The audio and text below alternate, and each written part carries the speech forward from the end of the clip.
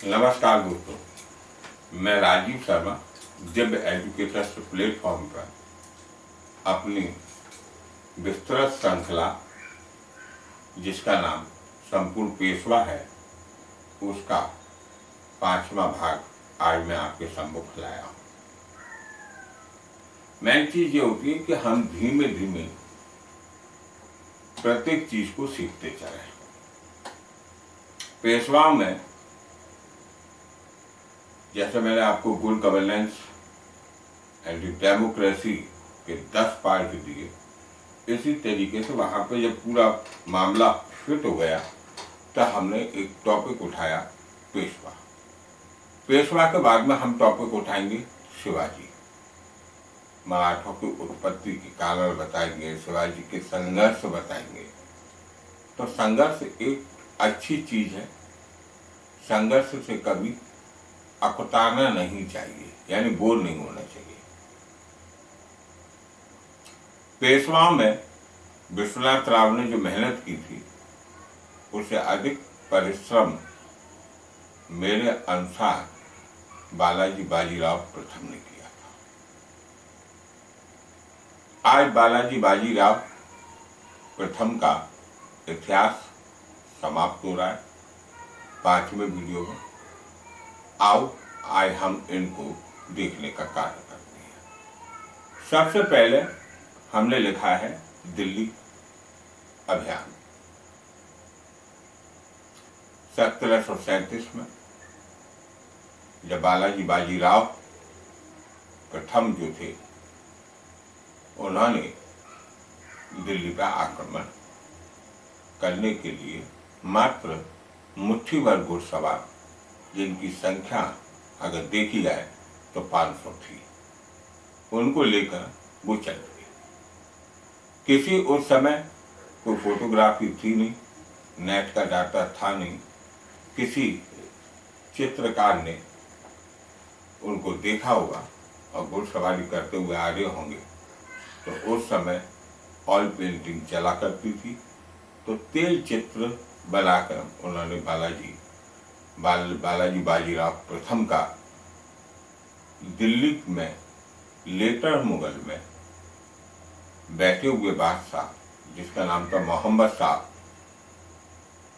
इसका ओरिजिनल नाम ध्यान रखिएगा, इसका ओरिजिनल नाम रोशन अख्तर था और इसको रंगीला के नाम से जाना जाता था।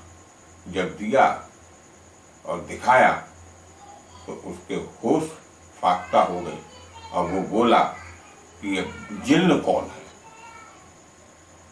बालाजी बाजीराव तब तक दिल्ली पर आ चुके थे और पधारने के बाद वहां पर उसे मोहम्मद शाह रंगीला जो था वो आतंकित हो गया था। 3 दिन ठहरे और उसके बाद रोशन अख्तर यानी मोहम्मद शाह यानी रंगीला ने उनके साथ में कांटेक्ट किया और कांटेक्ट में 13 लाख स्वर्ण मुद्राएं और मालवा का क्षेत्र देने का कमिटमेंट कर दिया। बालाजी बाजीराव प्रथम इतना लेके वापस चले गए। रंगीला एक चतुर किस्म का व्यक्ति था। इसने निजाम को भड़काया और निजाम से कहा कि तुम इनसे बातचीत मत करो, आक्रमण करो। निजाम मतलब निजामुल मुल्क, मतलब आसफ खां। इसका मतलब आसफ खां कहूं मैं या निजामुल मुल्क कहूं या चिनपिलिस का कहूं, बात एक ही है। ये जब अपनी सैन्य टुकड़ी लेकर चला, ये बात बालाजी बाजीराव प्रथम को मालूम पड़ी और भोपाल के युद्ध में उसको बालाजी बाजीराव प्रथम ने पकड़ लिया। युद्ध नहीं हुआ, शांति बनी रही, लेकिन उनके बीच में एक संधि हो गई और वो संधि कहलाई दुरई की संधि 7 जुलाई 1738 में। इसमें दुरई की संधि में मराठों के अनुकूल थी। निजाम ने संपूर्ण मालवा प्रदेश और नर्मदा, ध्यान है, नर्मदा मध्य प्रदेश से निकल ली है। अमरकंटक नदी से अमरकंटक से निकलकर ये बहते हुए गुजरात में गिर जाती है और गुजरात से उसमें अरब सागर में जाकर गिर जाती है।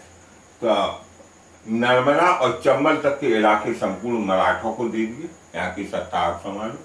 और इन शर्तों पर मुगल बादशाह को मंजूर कराना था। और जहाँ पर यह 13 लाख मतलब मुद्रा देने की बात कही थी, वही मुद्रा यहाँ पर 50 लाख हो गई। और इस तरीके से मालवा प्रदेश मुगल प्रांतों से छिन गया और ये मराठों के अधीन आ गया।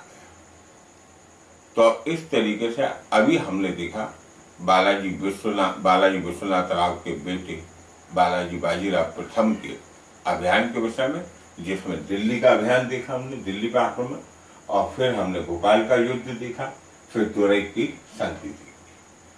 अब आता है कोकण का अभियान 1733 में।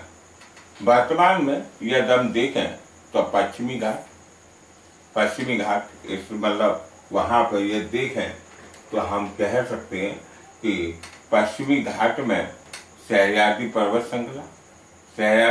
श्रृंखला में, यानी केरल से ऊपर कर्नाटक के पास में गोवा, तो वहीं पर कोकण पड़ता है। तो वर्तमान में देखें तो पाते हैं कि कोकण गोवा का क्षेत्र है। बाजीराव फर्स्ट ने इस कोकण क्षेत्र के जंजीरा के सिद्धियों के खिलाफ 1733 में एक ऑपरेशन आरंभ किया था, यानी एक अभियान चलाया था। और ये सिद्धि लोग असल में व्यापारी के रूप में भी होते थे, और ये सिद्धियों ने निजाम शाही और आदिल शाही राज्य में सैनिक अधिकारी भी थे ये। और उससे पहले ये सिद्धि लोग जो थे वो मुगलों की सेना में एक लड़ाकू जाति के रूप में प्रसिद्ध थे। इन सिद्धियों को डाउन करने के लिए शिवाजी ने भी अभियान किया था, और फिर उसके बाद में बालाजी बाजीराव फर्स्ट ने अभियान चलाया। अब नेक्स्ट आता है 1734 में बाजीराव फर्स्ट ने इन सिद्धियों से संधि कर ली, सिद्धि विवश हो गई, संधि कर ली और वापस आ गया। इस प्रकार बालाजी बाजीराव फर्स्ट ने सभी समस्याओं का हल निकाला।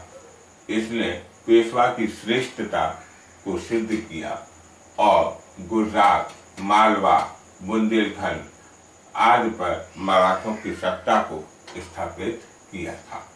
बालाजी बाजीराव फर्स्ट के समय में मराठों के आक्रमण दिल्ली तक होने लगे थे। अभी मैंने बताया था 1737 में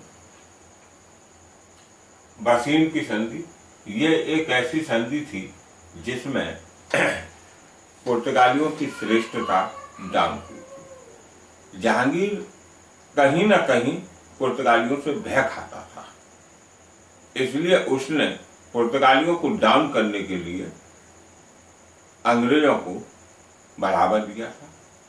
जहांगीर, कमला, सलीम और इनकी लवर का नाम नूरजहां का ओरिजिनल नाम मेहरुनिसा, और यह अली कुली खां की पत्नी थी।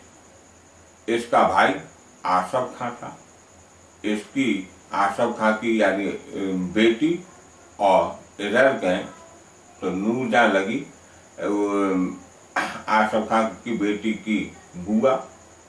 तो इसका नूरजहां और आसफ खां का बाप जो था वो था एतमादुद्दौला।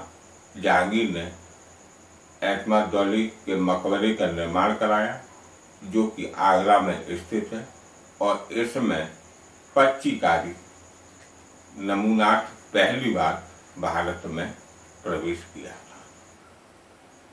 आसफ खां की बेटी जिसका नाम मुमताज महल था, जो कि नाम दिया था शाहजहां ने, इसका ओरिजिनल नाम अजूरमंद बानू बेगम था। ये भी आप ध्यान रखिएगा। अब इसने तो बाजीराव 1739 में बाजीराव का मैंने बताई थी आपको कि मालोजी के बेटे थे शाहजी। शाहजी ने जीजाबाई से शादी की, तो वो रहा मराठों में। विश्वनाथ राव पेशवा की हम बात करें तो विश्वनाथ राव के दो बेटे, जिस तरीके से शाहजी के दो बेटे थे उसी तरीके से विश्वनाथ राव के दो बेटे थे। एक का नाम था बालाजी बाजीराव, जिसे हम बाजी के नाम से जानते हैं, दूसरे का नाम था चिमला जी। तो हमने आपको बताया था कि चिमला जी पढ़ाई में होशियार थे, इसलिए इन्हें पंडित के नाम से जाना जाता था, पंडित चिमला जी के नाम से इन्हें जाना जाता था। चिमला जी ने 1739 में पुर्तगालियों के उत्तरी क्षेत्र, पुर्तगालियों की राजधानी उस समय बसीन थी, उसे पुर्तगालियों से छीन लिया। यूरोपीय शक्तियों के विरुद्ध यह मराठों की महानतम विजय थी। इस क्षेत्र से प्राप्त राजस्व की राशि 2.5 लाख रुपए प्रतिवर्ष हुआ करती थी। अब नायब नासिर जंग के विरुद्ध अभियान 1740 में, ये नासिर जंग है जो कि मैंने बताया था आसफ खान यानी निजामुल मुल्क यानी चिनकिलिश खान का बेटा। अब इसने क्या किया था कि नासिर जंग ने, जो कि आसफ खान से इनकी संधि हुई थी, जो मैंने भोपाल के युद्ध में आपको अभी बताई थी 1737 में, उस संधि को मानने से इन्होंने इनकार कर दिया। जब वो संधि मानने से इनकार कर दिया तो वहां पर तो युद्ध तो हो ही, तो फलतः 7 मार्च 1740 में नासिर जंग के खिलाफ इन्होंने अभियान किया मराठों ने, और नासिर जंग को विवश होकर संधि करनी पड़ी। और एक दूसरे संधि की शर्त ये थी कि वो एक दूसरे के क्षेत्र को अधिकृत नहीं करेंगे। इस संधि का नाम था मुंगी पैठन की संधि। अधिकृत नहीं करेंगे और शांति को बनाए रखेंगे। और पुरानी संधि की शर्त है 50 लाख देने की बात कह दी गई। अब आता है सिंधिया वंश। सिंधिया वंश, अब ये कभी कभी ऐसा पूछ लिया जाता है सिंधिया वंश की स्थापना किसने की थी, तो सिंधिया वंश की स्थापना राणोजी सिंधिया ने की थी। और मालवा असल में 2 भागों में बट गया था। एक में राणोजी सिंधिया, इन्हें अपनी प्रारंभिक राजधानी उज्जैन बनाई थी, और उसके बाद इन्होंने ग्वालियर अपनी राजधानी स्थलांतरित कर दी। मालवा के एक भाग पर अधिकार मल्हारराव होलकर, मैंने कहा था कि मालवा 2 भागों में टूटा था। एक में राणोजी सिंधिया ने अपने वंश की स्थापना कर ली, सिंधिया वंश, और मल्हारराव होलकर ने दूसरे भाग पर होलकर वंश की स्थापना कर ली, और इसकी राजधानी इन्होंने होलकरों ने इंदौर बनाई थी। गायकवाड़ ये गुजरात में पड़ेगा। पिलाजी गायकवाड़ गुजरात में स्थापित हुए और बड़ौदा को इन्होंने अपनी राजधानी बनाया। और ये बात विशेष रूप से ध्यान रखिए कि नागपुर के भौसलों ने हिंदू के साहू के साथ संबंध स्थापित करने की बात कही। अब बात एक और आती है कि नागपुर एक प्रसिद्ध चीज के लिए प्रसिद्ध है, वो है नीरी, नेशनल इज एनवायरमेंट आज रिसर्च आई से institute. National environment research institute Nagpur में, और नागपुर के संतरे तो आपने खाए होंगे, नागपुर इसलिए प्रसिद्ध है। आपने आज बालाजी बाजीराव फर्स्ट की पूरी गाथा को यानी इतिहास को हमने 5 वीडियो में 2 पेशवा पढ़े, बालाजी विश्वनाथ और बालाजी बाजीराव प्रथम। कल हम बालाजी बाजीराव द्वितीय को पढ़ेंगे। यदि आपको मेरा वीडियो अच्छा लगा है तो उसे शेयर कीजिए, लाइक कीजिए और सब्सक्राइब कीजिए, और ज़्यादा से लोगों के पास में इस वीडियो को शेयर करके आप फैलाने की कोशिश करें, जिससे ज़्यादा से ज़्यादा लोग लाभान्वित हो सकें। तब तक के लिए मैं राजीव शर्मा जय हिंद बोलता हूँ। जय हिंद।